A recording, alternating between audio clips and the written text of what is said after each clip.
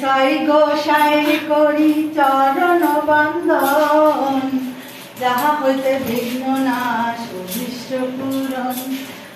এই ছয় গোসাই করি চরণ বন্দন।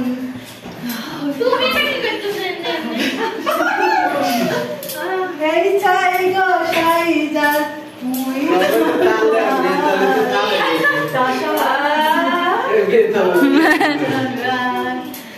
আনন্দে বলো হরি ভজ বৃন্দাবন, শ্রী গুরু বৈষ্ণব পদে